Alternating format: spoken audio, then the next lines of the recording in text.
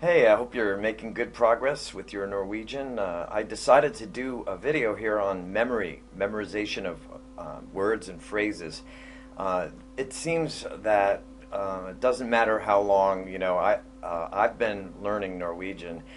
It just seems to get more and more important, and so I figured I'd share some information that I've learned. The more you learn a language, I guess the more you learn how to learn it, and I figured maybe it might be useful for some people to um, know this information, and I'd also really be interested in other people's comments on it because this is my second language, but I know there are people out there that are learning like their fourth and fifth language, and probably know a lot more about memory or have a lot more experience to share about it. But one thing, like when I first started to learn Norwegian, I had no idea about grammar, so I used simple repetition and språkfølelse, which is like language feeling.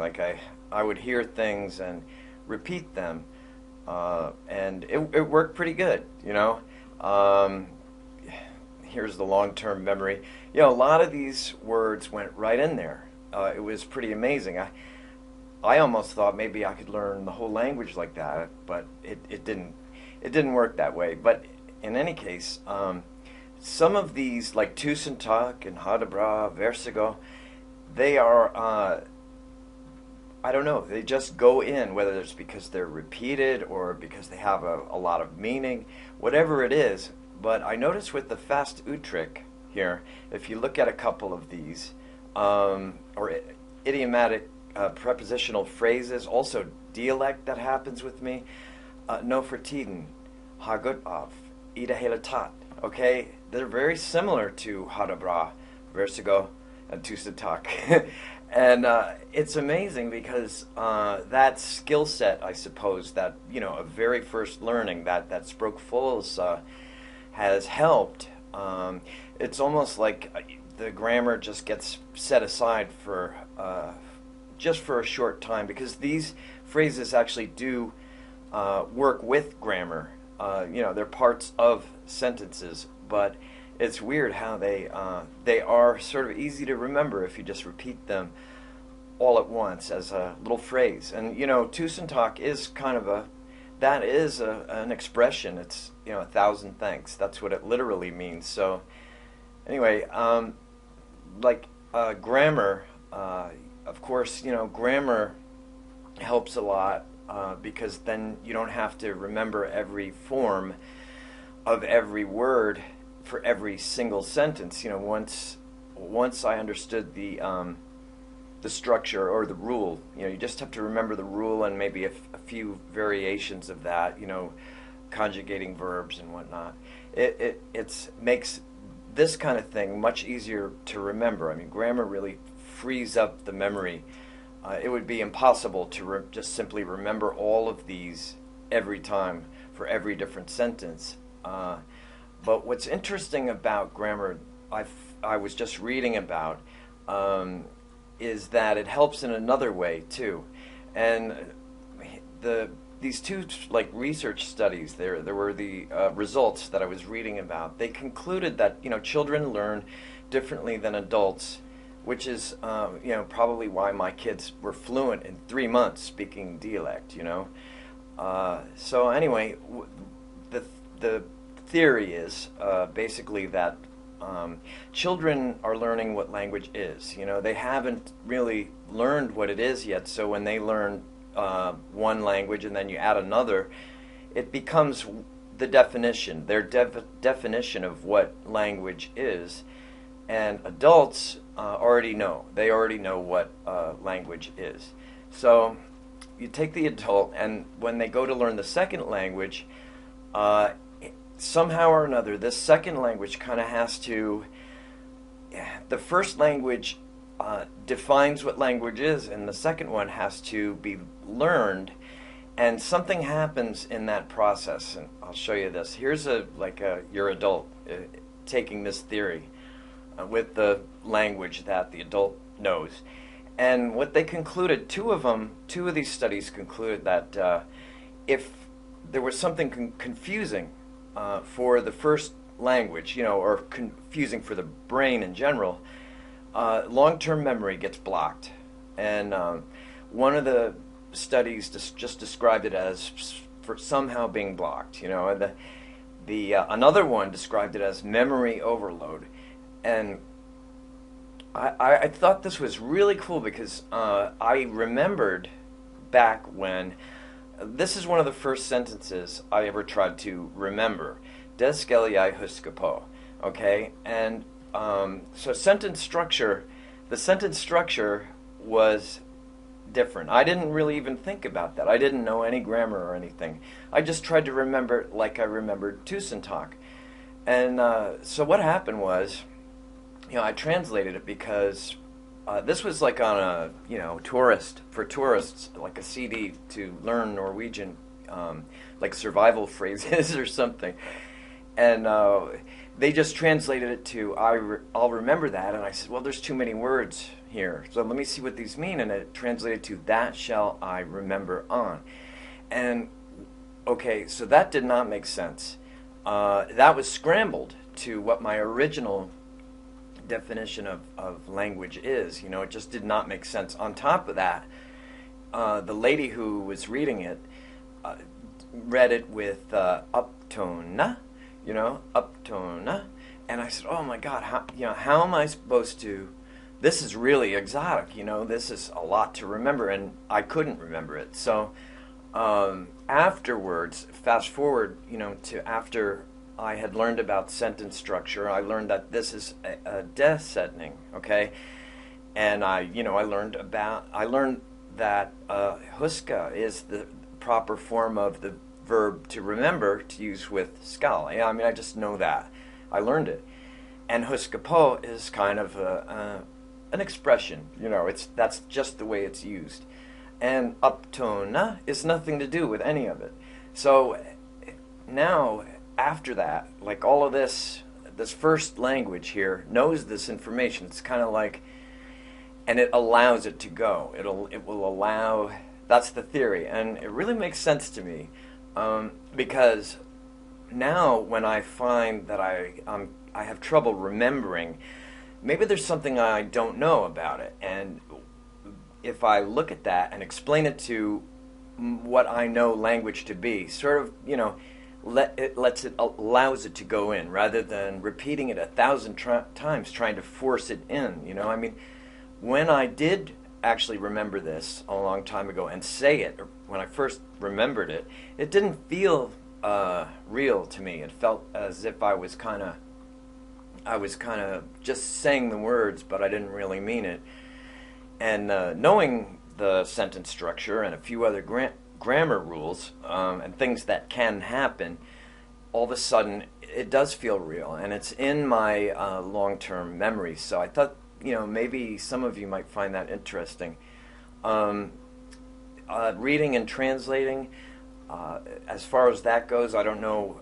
Everybody probably starts reading in a slightly different way. I started reading these Donald Duck comic books, and this was right around when I started taking my Norse course. So I was able to apply some of the grammar with translating. Translating, it was all, like almost all translating at first, and then as I remembered the certain phrases that were repeated, I could read them. I understood them, and as I learned the grammar one by one, the rules, I started to recognize the grammar, so it was really reinforcing. But they handed out Klartala newspaper to us, but and you could read that online if you want to try that. If you don't know about those, I'll put some links down, including those research studies that I read, because there's a lot more information in there. Here is one of the panels from Donald Duck, and he's discovering that the key is missing from his car. So here, basically, if you look at this theory again, why this works so well is because the original idea of language and all that stuff, and my brain in general, knows what a comic book is. It knows the format of it. The only thing that's different are the words. So, as those get processed in on the second language, Norwegian, and then translated, it's a lot clearer to the first language that everything's okay. The confusion is minimized, if you will. I mean, and so it allows it to go in. So again, it's like it's sort of the way of looking at it is, instead of just hammering away with repetition, which actually does work sometimes, instead of that, just remove the block, whatever's blocking it, the confusion. I hadn't really looked at that before. I'm kind of going over this retrospectively and applying this theory to what happened to me. And so anyway, translating, is kind of the same thing. And here, of course, you're active. I mean, I'm talking about really translating and looking at what's going on, not just quickly checking what a word means, which is fine if you forget a word and you want to be reminded. But the process of translating really, really helps a lot.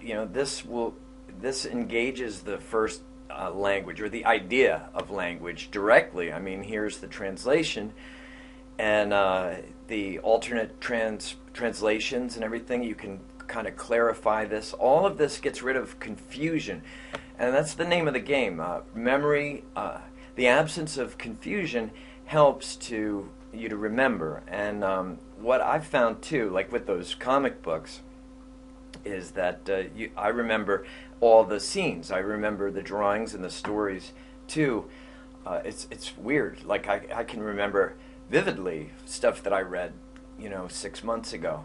But so just kind of being aware of how the memory is working, and what stops it, what makes it easier, is really important.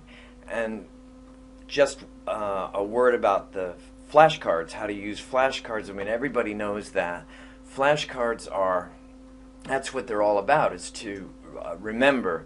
But there's certain things about the flashcards, that I've kind of learned from experience. See, I took this original thing from, let's go back. Oops, there we go. But the key is gone. Men nokkelen er borte. And see, that's where the grammar does help, because that the article is on the end there, so it's the key. And er borte, these alternative translations are really good, because it could mean other things. And so that just makes you aware that when you learn a word, and when you see a word, it could mean other things depending on how it's used in context. So the context helps as well to avoid confusion, rather than, my first flashcards were single words without any context, and it was very confusing, very hard to remember. So now when I make flashcards, I always put them in context. Sometimes I'll do single words, sometimes words that are interesting to me for some reason, but almost always in context with each other. And I am not shy about adding, grammatical reminders in the flashcards as well. I mean, so you can see the first language is seeing that's what it's saying, and the second language is kind of taking that data in and repeating it, and hopefully it goes into your long-term memory. A few of the things that I've learned about flashcards are spaced repetition works great. I never try to do 50 of them, 50 of the same one in one day. I'll do maybe 2 of the same deck, and I don't do more than 10 of them really a day. That's overkill. For some odd reason, it works better if you sort of do one and then take a breather from it and then come back later. One of the other things about flashcards is to be patient with it. When I first do set of new words. I'm learning because that's I thought maybe at one point, I would just start to learn words automatically by magic, but I still have to learn them and remember them. And when they're new, I have to memorize them. And then later I recognize people saying them, or I'll see them when I read them. But you need to learn them. And at first, I'll miss a few words in a sentence, or maybe I'll miss one, or I can't remember any of it. It's no big deal. Just go through the deck. That's what I do. And then later on I'll go back and maybe I'll remember more of it. Maybe not. There's no reason to panic. It's just because you can't remember it instantly doesn't mean you're going to not be able to remember it eventually. And I find that I remember them much better this way. And with the pronunciation, like I had mentioned, uptone, I like this as to be as standard as possible with pronunciation without too much of a dialect or accent on it, because that kind of thing can be added later, no problem.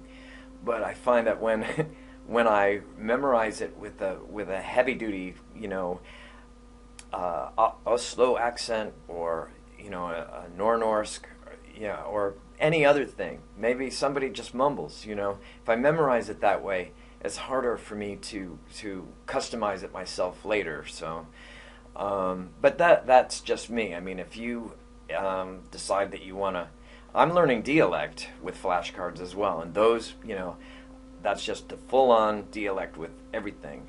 But for standard bookmall, I like to go for pretty much like the middle of the road generic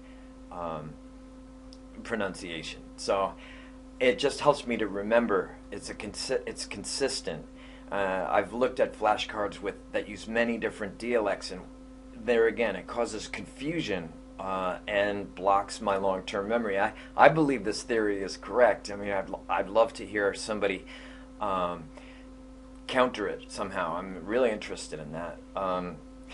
Anyway, this is the end of the part one of this, and in part two I want to talk about listening as it relates to memory, thinking in Norwegian when you're speaking it, just speaking it, and when you're having a conversation, all the things that happen with that, writing and testing yourself, and then show you, what I've kind of learned to do when I really can't remember a word, when I really can't, it needs extra attention.